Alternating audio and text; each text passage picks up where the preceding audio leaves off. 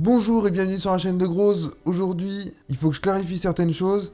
J'ai fait une erreur et je vais vous expliquer tout dans cette vidéo. C'est maintenant. Bon, je fais des vidéos depuis à peu près 6 mois environ.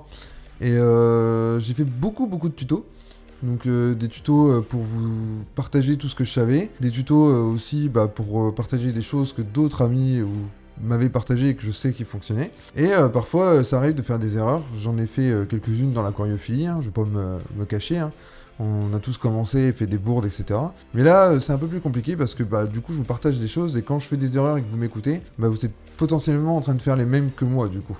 Donc si c'est quelque chose que j'aimerais éviter, donc aujourd'hui, en fait, je vais essayer de me rattraper par rapport à une bourde que j'ai faite. Tout ça pour dire que si t'as cliqué dans la vidéo, c'est parce que tu as certainement vu la vignette et que soit ça t'intéressait, soit tu as déjà le produit et tu te demandes pourquoi. Et pour ça, je vais te raconter un petit peu comment ça s'est produit, vraiment pour t'expliquer vraiment ce que je pense, parce que je ne suis pas non plus sûr d'être dans l'erreur en fait. Donc tout ça a commencé il y a à peu près 1 an, quand j'ai cherché un reminéralisant. Donc j'ai commencé à acheter la gamme de Sikkem pour fertiliser mes aquariums, donc vous êtes déjà tous au courant si vous avez vu la vidéo pour les engrais et la fertilisation. Et du coup, en fait, j'avais pas vu que Sikkem proposait un produit cherché dans les bouteilles en pression, enfin en engrais liquide quoi, et du coup en fait, eux, ils avaient un engrais qui était en poudre. Et j'avais pas imaginé que ce soit le cas, en fait j'étais persuadé qu'ils en avaient en liquide. Donc comme j'en ai pas trouvé, je me suis tourné vers autre chose. Donc j'ai commencé à chercher, et en cherchant, je suis tombé sur le produit de Shrimkin de Dennerley. Donc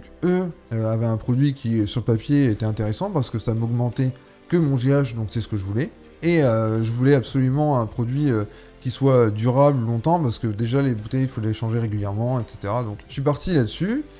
Sans vraiment trop réfléchir à la question. Donc ce qu'il faut savoir, c'est que ce produit-là, je l'utilise depuis environ 1 an, donc voilà, et j'utilise dans absolument tous mes aquariums, donc c'est quand même relativement... ça permet d'avoir une vision globale quand même sur l'expérience du produit, malgré qu'en aquario, évidemment, il y a beaucoup de choses qui peuvent entrer en corrélation avec les problèmes qu'on a, et parfois un problème qu'on a qui est ciblé n'est pas forcément le problème qu'on pense. C'est-à-dire que, en gros, si parfois tu penses que le problème vient de quelque chose, et parfois en fait tu n'as pas juste assez réfléchi parce que tu n'as pas pris assez de recul en fait pour voir que en fait ça pouvait venir d'autre chose. C'est pour ça que c'est difficile de tirer des conclusions en aquariophilie, parce que en fait on n'est jamais sûr de ce qu'on avance. Parfois on remarque des choses, on se dit ça vient de là, mais en fait on n'avait pas assez de recul pour voir que ça venait d'autres choses qui étaient en corrélation ou pas en fait. Donc ce qui s'est passé, c'est que j'ai eu un souci auquel j'ai pas forcément compris tout de suite d'où ça provenait. Ce souci, c'est que mes feuilles d'Anubia commençaient à être un peu tordues sur les bords. En fait, elles faisaient un peu comme des cheveux ondulés, en fait. Et c'était un problème que j'avais vraiment sur tous mes aquariums. Donc les Bucephalandra, ça se voyait moins parce que beaucoup ont des feuilles qui sont pas tordues, enfin qui sont tordues naturellement, justement. Et d'autres, en fait, l'ont pas. Et j'avais ça sur à peu près tous mes aquariums. Alors c'était pas toutes les feuilles, c'était vraiment quelques-unes, etc.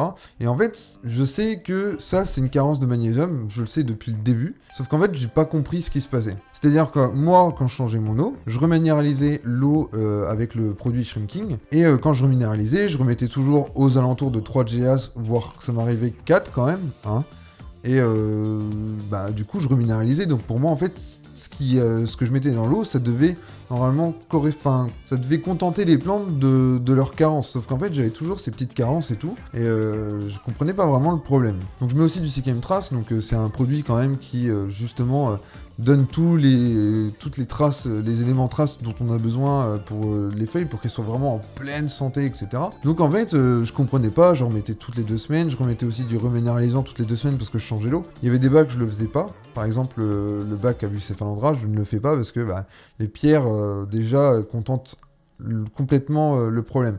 D'ailleurs, j'ai pas ce problème-là dans ce bac-là. Donc j'utilise pas, je disais tout à l'heure, j'utilise Shrimkim dans tous les bacs, mais non, j'ai pas pensé, il y a celui-là que j'utilise pas, et j'ai pas le souci. Donc justement, c'est là que je veux en venir. Donc le problème, j'ai commencé à me poser beaucoup de questions, et le problème, c'est que je me suis tourné vraiment vers le Shrimking, le reminéralisant, parce que en fait, ce reminéralisant, il est de qualité, ça c'est sûr, c'est un produit qui est reconnu, mais c'est un produit reconnu pour les crevettes, et ça, j'ai pas pensé du tout à ça. C'est-à-dire que c'est un produit qui est là certainement pour donner un apport essentiel pour les crevettes, pour qu'elles puissent reconstituer leur coque, quoi.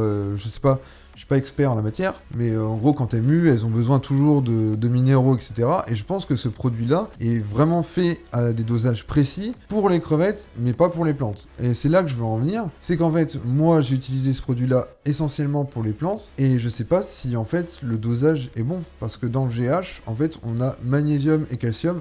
Peut-être qu'on a d'autres éléments. Je suis pas chimiste, hein, je le rappelle, mais on a principalement magnésium et calcium. Et ça, en fait, il y a un dosage qu'on doit respecter particulier pour les plantes, ce que je ne sais pas forcément. Et peut-être que les crevettes, en fait, elles ont besoin d'un dosage, par exemple, beaucoup plus élevé en calcium qu'en magnésium, et les plantes, peut-être plus élevé en magnésium qu'en calcium. Et du coup, en fait, j'ai commencé à rechercher la composition du Shrimp King de Dennerlé, et je l'ai pas trouvé. Je l'ai pas trouvé, et du coup, ça m'a posé problème, parce que du coup, je pouvais pas voir si réellement ça venait de ça ou pas. Donc, du coup, ce que j'ai fait, c'est qu'en fait, en changeant l'eau régulièrement, j'ai toujours rajouté une quantité de magnésium, mais à mon avis, cette quantité de magnésium, elle n'était pas suffisante pour toutes les plantes. Et c'est pour ça que je pense que je n'ai pas toutes les feuilles qui sont tordues, mais seulement quelques-unes. C'est-à-dire que, en gros, au moment où je rajoutais le Shrimp King, en fait, elles avaient du magnésium, donc elles devaient absorber vraiment tout ce qu'elles pouvaient.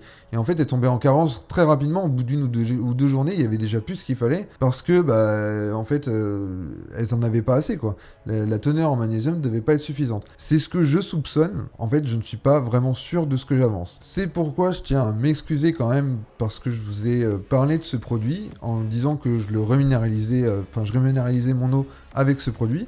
Alors, en soi, qu'on se le dise franchement, c'était pas une catastrophe. Je veux dire, il va y avoir seulement quelques feuilles tordues.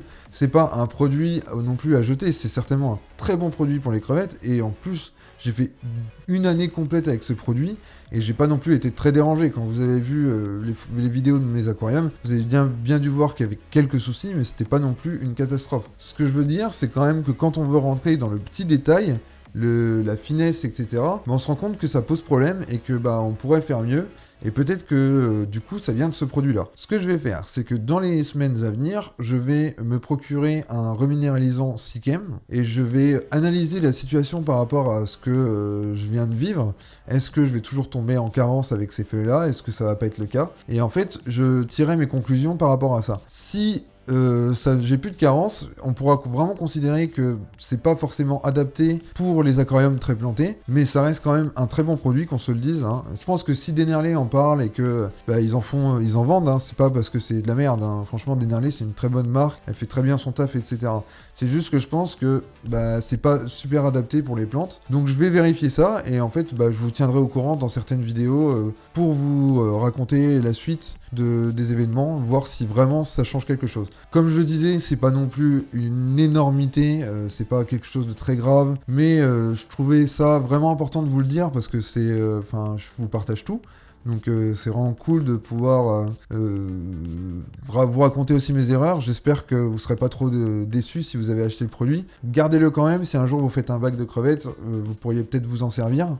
Hein, c'est pas acheté forcément. Hein. Je vous conseille quand même d'attendre mon test pour être sûr que c'est vraiment ça. Ne le jetez pas avant, ce serait dommage. Je tiens encore à vous dire merci pour votre fidélité. J'essaie de rester le plus transparent possible pour vous et de vous partager le maximum de choses que je sais. Alors je suis pas professionnel en la matière, mais j'essaie quand même de vous partager le maximum d'expérience pour vous aider dans vos projets, parce que je pense que l'aquariophilie, c'est quand même cool quand on a un beau bac et que ça marche très bien. Alors si tu l'as pas déjà fait, je te conseille de t'abonner pour suivre la suite, parce qu'il y a plein d'autres vidéos qui vont arriver, il y en aura toujours, comme toutes les semaines en fait, le vendredi à 18h. Et moi je te dis à la semaine prochaine pour une nouvelle vidéo. Allez, ciao!